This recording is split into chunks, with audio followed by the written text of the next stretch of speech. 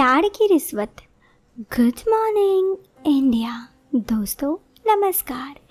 दोस्तों हमारे चैनल की कहानियाँ रोजाना सुनते रहने के लिए आप हमारे चैनल को सब्सक्राइब कर सकते हैं। साथ ही अगर आपको ये वीडियो पसंद आए तो वीडियो को लाइक करना ना भूलें। चलो दोस्तों अब शुरू करते हैं आज की इस कहानी को। एक और बात, ये कहानी आपको पसंद आए इसके लिए आप ईयरफोन का प्रयोग कर सकते हैं। चलिए दोस्तों अब इस कहानी को शुरू करते हैं। रोशनी जब बहुत देर तक छत से ना आई, छत वाले कमरे से करीब आधा घंटा बीत चुका था, तब उसके जीजा जी अंकुश छत वाले कमरे पे रोशनी को देखने चले गए। 2 बार सीढ़ियों से आवाज़ भी लगाए, रोशनी रोशनी, लेकिन रोशनी को शायद सुनाई नहीं दिया था। जैसे ही वो अंदर गई, वहाँ पर जो सब कुछ उसके जीजा अंकुश ने देखा, रोशनी के साथ अभिनव को, तुरंत बोले, क्या कर रही हो रोशनी, ये सब क्या है? अभिनव और रोशनी को इस हाल में देख अंकुश जहाँ गुस्साए थे वहीं रोशनी शर्म से पानी पानी हो गई थी। उसे समझ नहीं आ रहा था अब आगे क्या होगा। तभी उसके जीजा ने जैसे ही अभिनव को फटकारा, तुम्हें शर्म नहीं आती, ये सब क्या कर रहे हो, पुलिस में कंप्लेन करे। रोशनी और ज़्यादा डर गई और रोने लगी। गौरतलब है रोशनी 2 बहन थी, रोशनी और प्रिया। प्रिया रोशनी की बड़ी बहन, उसकी शादी आज से करीब 2 साल पहले हो चुकी थी। साथ ही रोशनी के घर पर और उसके माता पिता रहते। रोशनी अभिनव से बहुत प्यार किया करती। दोनों एक दूसरे से जीने मरने की कसम तक खा चुके थे। रोशनी और अभिनव का रिश्ता काफ़ी सालों से था, 4 साल से रिश्ता था। अक्सर दोनों यहाँ वहाँ घूमने भी साथ जाया करते, काफ़ी देर साथ वक्त भी बिताते। लेकिन रोशनी ने और ना ही अभिनव ने ये सब बात अपने घर वालों को बताई। जब रोशनी की दीदी की शादी अंकुश से हुई, उससे पहले से ही रोशनी का रिश्ता था। अब रोशनी के दीदी की शादी 2 साल हो चुकी थी। घर वाले रोशनी की शादी के लिए रिश्ता देखने लगे तो रोशनी ने साफ कह दिया कि शादी करूंगी तो सिर्फ अभिनव से। इधर अगर अभिनव की बात करें तो अभिनव काफ़ी गरीब परिवार से आता था, जिस वजह से रोशनी के घर वाले शादी के लिए बिल्कुल ना माने। साफ तौर पे कह दिया कि ये शादी नहीं हो सकती। रोशनी को कहा गया अगर चुनना है तो एक जन को चुनो, या तो परिवार या फिर अभिनव। रोशनी इन सब बातों से बहुत दुखी हुई। वो अपने घर वालों से बहुत प्यार करती थी और ऐसे में वो अपने घर वालों को छोड़ नहीं सकती थी। अभिनव के साथ भी कुछ ऐसा ही था। अगर अभिनव शादी करेगा तो रोशनी से तो उसके घर वाले कभी ना मानेंगे। ऐसे में अभिनव और रोशनी दोनों ने ही अलग होने का फैसला किया। ये फैसला दोनों के लिए काफ़ी बुरा था। दोनों ने कभी नहीं सोचा था कि ऐसा रिश्ता आएगा। पहले तो काफ़ी दिनों तक रोशनी और अभिनव एक दूसरे से बहुत बात किए, रोने फिर ना बहुत रोए। रोशनी किसी भी हाल में शादी नहीं करना चाहती थी किसी और से। खैर फिर उसके घर वालों ने उसकी शादी दूसरे जगह लगा दी। रोशनी का शादी एक बहुत ही अमीर खानदान में लगा था। उसके घर वाले इस शादी से बहुत खुश थे। बात रोशनी की करें तो वो देखने में बहुत ही खूबसूरत थी।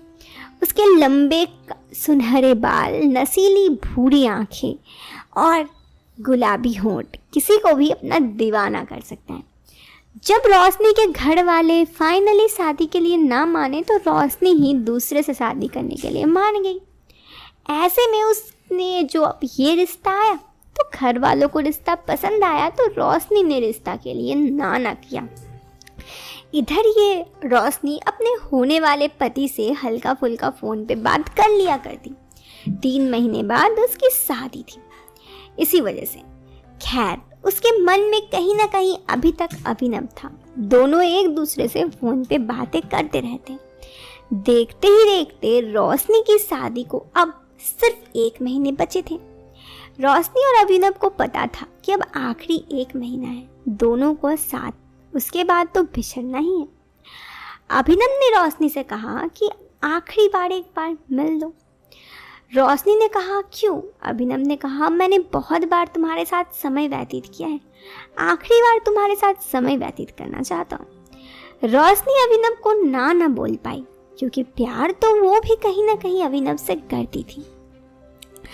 खैर रोशनी को क्योंकि घर वालों से अकेले बाहर जाने की बिल्कुल परमिशन नहीं था, तो रोशनी ने इसकी मदद के लिए अपने जीजू अंकुश को चुना।